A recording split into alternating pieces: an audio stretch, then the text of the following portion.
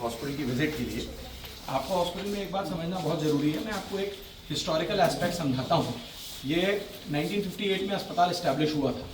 पहले एक डॉक्टर ही सुपरमैन होता था, वही क्लिनिकल काम करता था, मतलब मरीज को देखने वाला, वही रिसर्च का काम करता था और वही हॉस्पिटल का मैनेजर होता था। धीरे धीरे सरकार द्वारा बहुत सारे रेगुलेशंस लाए गए।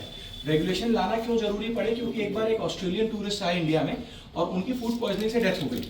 उस पर जब इन्वेस्टिगेशन किया गया कि हॉस्पिटल में उनको सही इलाज, this is I am talking about Delhi की बात चल रही है, तो पता चला कि इंडिया में हॉस्पिटल्स के लिए कोई मापदंड ही नहीं है, कोई एक्रेडिटेशन ही नहीं है, सब भगवान भरोसे चल रहा है। तो QCI quality control of India ने NABH national accreditation board of hospitals की स्थापना करी, जिसके तहत अब हम हॉस्पिटल्स को पूरी चीज़ों को फॉलो करना पड़ता है और डॉक्यूमेंट करना पड़ता है।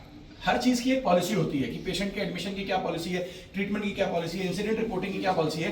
तो अब जितना जरूरी डॉक्टर है, कई मायनों में उससे ज़्यादा जरूरी हो गए हैं हॉस्पिटल के मैनेजर्स, क्योंकि डॉक्टर की जान वो हॉस्पिटल का मैनेजर बचाता है। उसने अगर कोई कंप्लायंस नहीं किया, कोई डॉक्यूमेंट नहीं भरा, तो सरकार ने तो अच्छी मंशा से नियम लाए, बट हमारे देश में क्या होता है, मेरा देश महान 100 में से 99 बेईमान। तो बाबू लोगों ने, जो बाबू कल्चर है, भगत सिंह जी का डायलॉग था कि अगर इस तरह से हमें आज़ादी मिली तो गोरा बाबू चला जाएगा, उसके बदले भूरा बाबू आ जाएगा।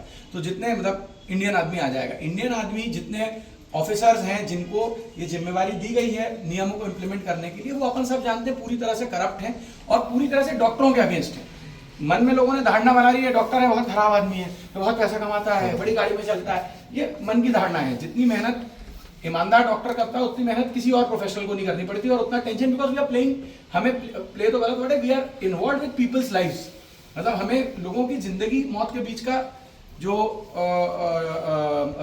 फासला है वो हमारे डिसीजंस मेक करते हैं। जिंदगी मौत तो भगवान के हाथ में है, श्री महाकाल बाबा के हाथ में है, हम लोग सिर्फ निमित्त मात्र हैं, बट बहुत बड़ी रिस्पॉन्सिबिलिटी है। तो अब हमें एक fresh breed of hospital managers चाहिए। जो आयुष्मान भारत आपने सुना होगा, मोदी जी की बहुत आज तक की वर्ल्ड की सबसे बड़ी हेल्थ केयर की योजना है। अब वो कैसे इंप्लीमेंट होगी एक हॉस्पिटल में, ये आपको आज हमारे CEO साहब नारायण पटेल साहब बताएंगे। अबरार कहाँ है?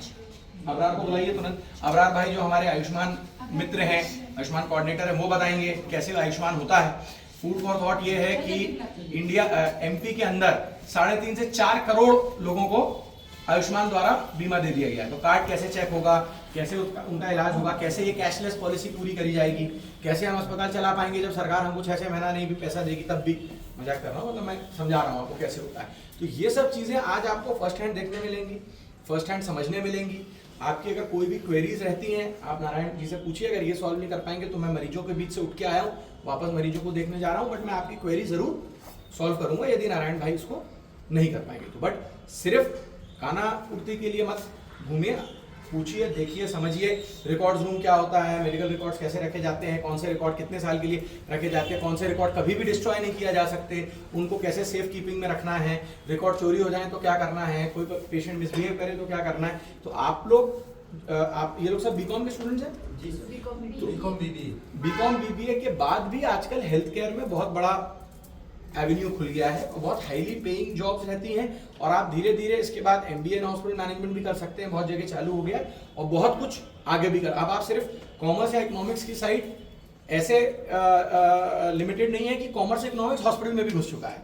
मैनेजमेंट मतलब जो मैंने आपको ये सारी चीज़ें समझाई, और आप लोग का रोल और भी बहुत ज़्यादा जरूरी है। आखिरी फूड फॉर थॉट देता हूँ, क्योंकि हमें जबलपुर जैसे शहर, आम भाषा में लोग छोटे शहर कहते हैं, मैं बोलता हूँ जबलपुर वैसे शहर है जहाँ भारत का दिल बसता है। कोई छोटे नहीं है। हम बेवकूफ़ टाइप डेवलपमेंट करके इतने बड़े नहीं बन गए हैं कि अब ऐसी हवा हो गई हमारी कि हम सांस ही नहीं ले पा रहे हैं। दिल्ली में 600 एयर क्वालिटी इंडेक्स है, वहाँ आप सांस लेके ही मर जाओ। तो उससे अच्छा जबलपुर जैसे शहर सस्टेनेबल है, जो गांधी जी ने भी बोला था कि सस्टेनेबल शहर बनाइए आप। तो ऐसे सस्टेनेबल शहर में आप जैसे लोगों को ट्रेन होना है कि सस्टेनेबल हॉस्पिटल बन पाए, जहाँ पे नॉर्मल इलाज हो पाए, इकोनॉमिकल इलाज। नहीं तो आप कोई बड़े एस्कॉर्ट्स अपोलो जाएंगे तो अपना घर ही बेच के वापस आ जाएंगे। तो ऐसे अस्पतालों का रहना बहुत जरूरी है इन इन्वर्टेड कॉमा छोटे शहरों में, जहाँ पे गरीब मरीज की, नॉर्मल मरीज की रीच में इलाज रह सके और सबका इलाज हो पाए। ठीक है, थैंक यू सो मच। अभी आपको सब वो बना दिया आपने।